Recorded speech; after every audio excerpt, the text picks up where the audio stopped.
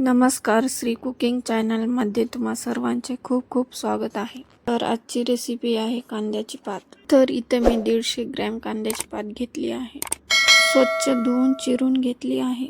हिरवी मिरची, लसूण मिक्सरला बारीक करून घेतला आहे. कढई गरम झाल्यानंतर 2 पळी तेल टाकून घेतलं आहे. नंतर तेलामध्ये जिरे मोहरी टाकून घेतली आहे. जिरे मोहरी फुलल्यानंतर त्यामध्ये हिरवी मिरची, लसूणची पेस्ट टाका. त्यानंतर परतून घ्या 2-3 मिनिट. परतून घेतल्यानंतर कांद्याची पात टाका. मिक्स करून घ्या कांद्याची पात. कांद्याची पात फोडणीमध्ये मस्त मिक्स झालेली आहे. आता त्यामध्ये अर्धा तास भिजत ठेवलेली मुगाची डाळ टाकत आहे. मुगाची डाळ टाकल्यानंतर मिक्स करून घेतलं आहे. मिक्स केल्यानंतर एक वाफ काढून घेतली आहे. नंतर त्यामध्ये चवीनुसार मीठ टाकलं आहे. मीठ टाकल्यानंतर मिक्स करून घेतलं आहे.